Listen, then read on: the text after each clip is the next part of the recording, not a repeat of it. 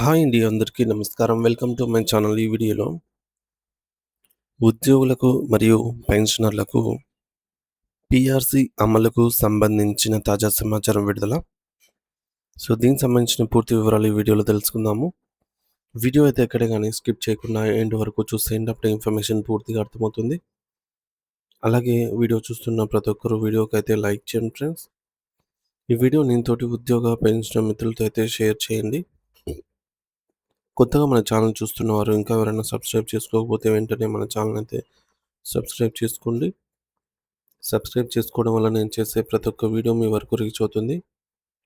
ఇక ఆలస్యం చేయకుండా వివరాల్లోకైతే వెళ్ళిపోదాము. ఫ్రెండ్స్, ఇక విషయానికి వచ్చినట్లయితే ఆంధ్రప్రదేశ్ రాష్ట్ర ప్రభుత్వ ఉద్యోగులకు మరియు పెన్షనర్ల వేతన నిర్ణయ ప్రక్రియలో అత్యంత కీలకమైన అంశమే డిఏ కన్వెన్షన్ ఫార్ములా అన్నమాట. ఈ యొక్క డిఏ కన్వర్షన్ ఫార్ములా గురించి ఇప్పుడు మనం అత్యంత లోతుగా వివరంగా తెలుసుకుందాము. అసలు ఈ యొక్క డిఏ ఫార్ములా అంటే ఏమిటి? మరియు ఇది ఉద్యోగి జేబుపై అంటే నెలవారీ ఆదాయం పైన ఎటువంటి ప్రభావాన్ని చూపుతుంది అనే విషయంలో చాలామందికి అనేక సందేహాలుంటాయి. సాధారణంగా కేంద్ర ప్రభుత్వం తన ఉద్యోగులకు కరువు భత్యాన్ని డిఏ ఒక నిర్ణీత శాతంలో ప్రకటిస్తుంది. ఉదాహరణకు కేంద్రం అయితే 4% డిఏ పెంచిందనుకుందాం. అయితే ఈ 4% రాష్ట్ర ప్రభుత్వం తన ఉద్యోగులకు నేరుగా అదే శాతంలో ఇవ్వదు. దీనికి ప్రధాన కారణం ఏమిటంటే కేంద్ర ప్రభుత్వ వేతన స్కేల్‌లు మరియు రాష్ట్ర ప్రభుత్వ వేతన స్కేల్‌లు వేరు కాబట్టి. ఈ యొక్క వేరు ప్రాతిపదికన ఉంటాయి కాబట్టి ఈ విధంగా అయితే ఉంటుంది. ఇకపోతే కేంద్రం ప్రకటించే డిఏ శాతాన్ని రాష్ట్ర వేతన స్కేళ్లకు అనుగుణంగా మార్చడానికి ఉపయోగించే ఒక గణిత సూత్రాన్ని మల్టిప్లయింగ్ ఫ్యాక్టర్ లేదా కన్వర్షన్ ఫార్ములా అని పిలుస్తారు. ఈ ఫార్ములా ద్వారా కేంద్రం ఇచ్చే 1% డిఏ రాష్ట్ర ఉద్యోగికి ఎంత శాతమో సమానంగా అయితే లెక్క కడతారనమాట. ప్రస్తుతం ఈ ఫార్ములా ప్రకారంగా ఏ విధంగా అయితే మారిపోతుంది మరియు దీని వెనుక ఉన్నటువంటి లెక్కలేమిటో మనము గమనిస్తే, మన రాష్ట్రంలో ప్రస్తుతం 2020 పీఆర్సీ వేతన స్కేల్స్ అమల్లో ఉన్నాయి. ఆ సమయంలో ఈ యొక్క కన్వర్షన్ రేటు లెక్కించడానికి ఒక నిర్దిష్టమైన పద్ధతిని అనుసరించారు. పాత ధరల సూచి 261.41%ని అప్పటి కొత్త సూచి 287.16తో భాగించగా వచ్చిన విలువ 0.91%. 0.910 అవుతుంది. దీని అర్థం ఏమిటంటే కేంద్రం ప్రభుత్వం 1% డిఏను ప్రకటిస్తే మన రాష్ట్ర ఉద్యోగి తన బేసిక్ పే మీద 0.91% మాత్రమే డిఏ రూపంలో వచ్చేదట. అంటే కేంద్రము కంటే రాష్ట్ర ఉద్యోగికి వచ్చే శాతం ఎప్పుడూ కొంచెం తక్కువగానే ఉంటుంది. కానీ రాబోయే కొత్త పీఆర్సీలో పరిస్థితి మరోలా మారబోతోంది. జూలై 1, 2023 నాటికి వినియోగదారుల ధరల సూచీని ప్రామాణికంగా తీసుకుంటే ఈ యొక్క కన్వర్షన్ రేటు మరింత తగ్గే అవకాశం ఉంది. కొత్త లెక్కల ప్రకారం 261.41ని 382.25తో భాగించాల్సి ఉంటుంది. దీనివల్ల వచ్చే కొత్త రేటు కేవలం 0.683 అవుతుంది. అంటే భవిష్యత్తులో కేంద్ర ప్రభుత్వం 1% డిఏ ఇస్తే రాష్ట్ర ఉద్యోగికి కేవలం 0.683% మాత్రమే అందుతుంది. ఇది పాత రేటుతో పోలిస్తే చాలా తక్కువని మనకు స్పష్టంగా అర్థమవుతుంది. ఈ మార్పు వల్ల ముంచుకొస్తున్న నష్టం ఎంత ఉండొచ్చు అనే అంచనాలను మనం పరిశీలిస్తే ఇది ఉద్యోగుల్లో కొంత ఆందోళన కలిగించవచ్చు.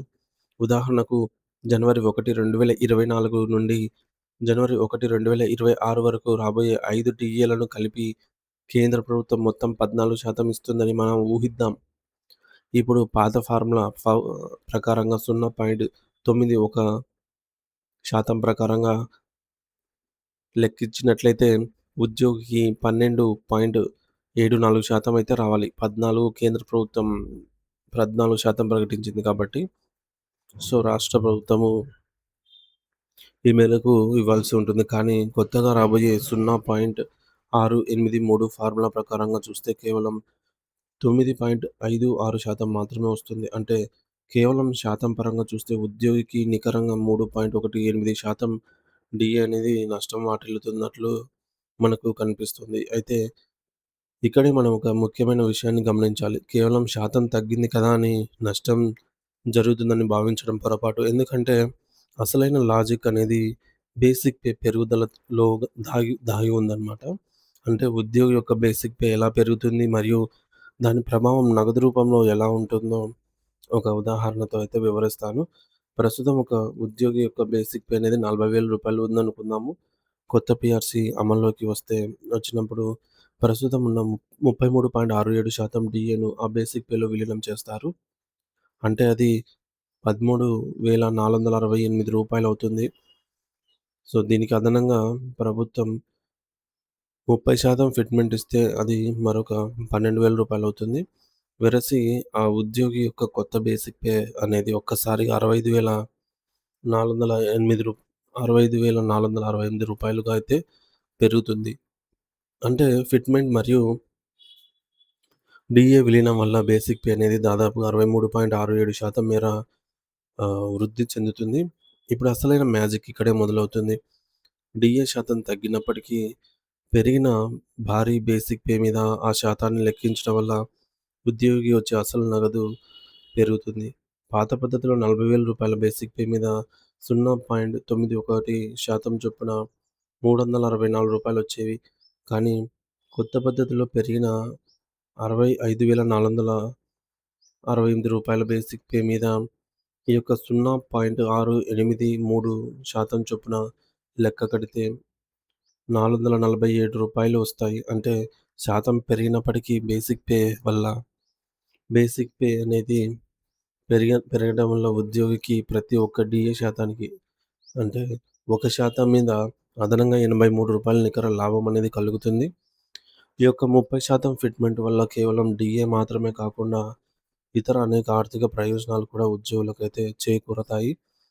ఉదాహరణకు ఇంటి అద్దె భత్యం, హెచ్ఆర్ఏ విషయంలో శాతాలు మారకపోయినా పెరిగిన కొత్త బేసిక్ పే మీద దానిని లెక్కించడం వల్ల ఉద్యోగికి వచ్చే హెచ్ఆర్ఏ మొత్తం భారీగా పెరుగుతుంది. అంటే ఇదివరకు రూ. 40,000 మీద వచ్చే హెచ్ఆర్ఏ కంటే 65,000 మీద వచ్చే హెచ్ఆర్ఏ చాలా ఎక్కువగా ఉంటుంది. అలాగే పదవీ విరమణకు దగ్గరగా ఉన్నవారికి 30% ఫిట్‌మెంట్ అనేది ఒక వరం లాంటిది. ఎందుకంటే వారి పెన్షన్, గ్రాట్యుటీ మరియు కమ్యూటేషన్ మొత్తాలు పెరిగిన బేసిక్ పే మీద ఆధారపడి లెక్కించబడతాయి కాబట్టి అవి గణనీయంగా అయితే పెరుగుతాయి. అంతేకాకుండా బేసిక్ పే పెరగడం వల్ల బ్యాంకుల నుంచి పొందే పర్సనల్ లోన్స్ లేదా హోమ్ లోన్స్ అర్హత కూడా పెరుగుతుంది.